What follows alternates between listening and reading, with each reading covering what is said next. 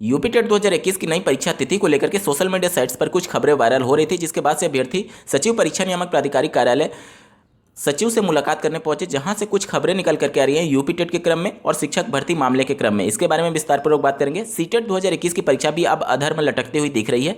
DElEd की परीक्षा के संदर्भ में सचिव परीक्षा नियामक प्राधिकारी कार्यालय का क्या कहना है, कब होगी डीएलएड की परीक्षाएं, साथ ही फोर्थ सेमेस्टर रिजल्ट कब घोषित होगा, और इसके अलावा शिक्षा जगत से जुड़े कुछ अन्य प्रमुख खबरों को भी डिटेल में देखने वाले हैं। अंत तक बने रहिएगा। नमस्कार दोस्तों, मेरा नाम है नीरज और आप देख रहे हैं करियर बिट यूट्यूब चैनल। अगर आप इस चैनल पर पहली बार विजिट कर रहे हैं तो इसको सब्सक्राइब करते हुए बेल आइकन को प्रेस करना ना भूलें। दिनांक 16 दिसंबर 2021 को दिन भर सोशल मीडिया साइट्स पर यह खबरें वायरल होती रहीं कि जनवरी के तीसरे सप्ताह में यूपी टेट की परीक्षा होने जा रही है। ये खबर आई कहां से, इसके बारे में जानिए। आप स्क्रीन पर आर्टिकल देख पा रहे होंगे। जनवरी के तीसरे सप्ताह में यूपी टीटी अभ्यर्थियों को नहीं देना होगा कोई शुल्क। प्रश्न पत्र लीक होने के कारण स्थगित की गई उत्तर प्रदेश पात्रता परीक्षा अब अगले साल जनवरी के तीसरे सप्ताह में आयोजित की जाएगी। गुरुवार को विधानसभा में यूपी टीटी प्रश्न पत्र लीक होने का मुद्दा उठने पर सदन को यह जानकारी माननीय बेसिक शिक्षा मंत्री श्री सतीश चंद्र द्विवेदी जी के द्वारा दिया गया है। तो उन्होंने खुद कंफर्म किया है कि जनवरी के तीसरे सप्ताह में परीक्षा होगी।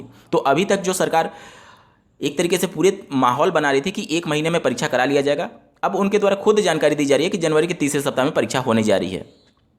पहला, अभ्यर्थियों को इस प्रकार से छला गया। दूसरा, अभ्यर्थियों को किस प्रकार से मूर्ख बनाने का कार्य प्रदेश सरकार कर रही है। आप स्क्रीन पर इसका एक बानगी देखिए। आर्टिकल इस प्रकार से लिखा गया कि अभ्यर्थियों को नहीं देना होगा कोई शुल्क। अभ्यर्थियों को शुल्क देने का तो सवाल ही नहीं उत्पन्न हो रहा है। गलती आपकी है।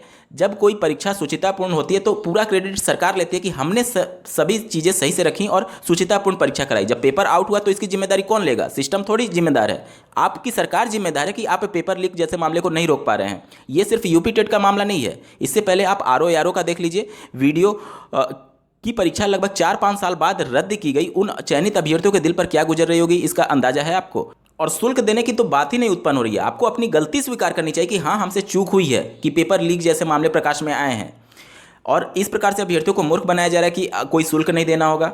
इसके अलावा दिनांक 16 दिसंबर 2021 को सचिव परीक्षा नियामक प्राधिकारी कार्यालय पर अभ्यर्थियों का एक ग्रुप सचिव से मुलाकात करने पहुंचा यूपी टेट की नई परीक्षा तिथि के क्रम में कंफर्म होने के लिए और भर्तियों के बारे में जानकारी के संदर्भ में। वहां पर सचिव परीक्षा नियामक प्राधिकारी कार्यालय ने अभ्यर्थियों से मिलने से इनकार कर दिया, क्योंकि उनका स्पष्ट शब्दों में कहना था कि पीएनपी इस समय पूरी तरीके से बिजी है। परीक्षा को सुचितापूर्ण कराने के लिए गोपनीय तरीके से तैयारियां चल रही हैं, जिसकी वजह से अभ्यर्थियों से वो मिलने में असमर्थ है। जिसके बाद से अभ्यर्थियों ने फोन वार्ता करके कुछ जानकारियां मांगी कि यूपी टेट की परीक्षा तीसरे सप्ताह में होने जा रही है अथवा नहीं। इसके बाद से उन्होंने स्पष्ट शब्दों में कहा कि उनका काम सिर्फ शासन प्रशासन को अवगत कराना है, यानी प्रपोजल भेजना है, प्रस्ताव भेजना है। बाकी मंजूरी एससीईआरटी के अधिकारी और शासन मिल करके लेते हैं, तो वहां से जो मंजूरी मिलेगी उसी के अनुसार परीक्षा आयोजित कराई जाएगी।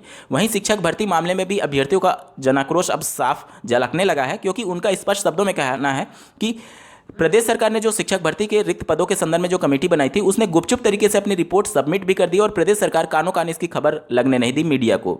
जब प्रदेश सरकार ने एक कमेटी बनाई थी तो पूरे मीडिया में हो हल्ला मच गया कि प्रदेश सरकार ने एक कमेटी बना दी है रिक्त पदों का ब्यौरा जुटाने के क्रम में। लेकिन कब कमेटी ने अपनी रिपोर्ट सौंप दी और उसमें कितने पद रिक्त बताए हैं, इसके बारे में कोई भी जानकारी मीडिया में लीक नहीं हुई है और अभ्यर्थी अभी भी उस रिपोर्ट का इंतजार कर रहे हैं। सीटेट परीक्षा में कई जगह एग्जाम सिस्टम खराब होने की वजह से अभ्यर्थियों की परीक्षा छूट गई हैं। आप स्क्रीन पर एक आर्टिकल देख पा रहे होंगे। अभ्यर्थियों ने इसके संबंध में हंगामा किया तो उनको अलग से दोबारा परीक्षा देने का मौका दिया जाएगा, ऐसा कहा गया है। तकनीकी कारणों की वजह से सीटीटी परीक्षा स्थगित करनी पड़ी है। सीबीएसई ने ऐसा नोटिस जारी किया है। बहुत से अभ्यर्थी एग्जाम सेंटर्स पर ट्रेन पकड़कर पहुंच चुके थे। सुबह में उनको जानकारी प्राप्त हुआ जब वो एग्जाम सेंटर पर पहुंचे, क्योंकि सीबीएसई ने इतनी लेट इसके बारे में जानकारी दिया। रात में इनकी ऑफिशियल नोटिफिकेशन जारी हुई पेपर स्थगित करने के संदर्भ में।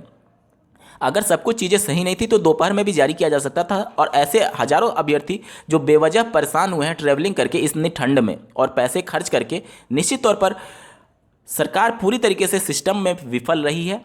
परीक्षाओं को लेकर के सुचितापूर्ण, चाहे वो केंद्र सरकार हो या फिर राज्य सरकार हो, पूरी तरीके से विफल ही माना जाएगा। आप लोग का क्या कहना है कमेंट करके जरूर बताइएगा, क्योंकि केंद्र सरकार इस समय निजीकरण में ज़्यादा बिजी दिख रही है। आप स्क्रीन पर एक आर्टिकल देख पा रहे होंगे। 5 साल में घट गए 25% बैंक कर्मचारी।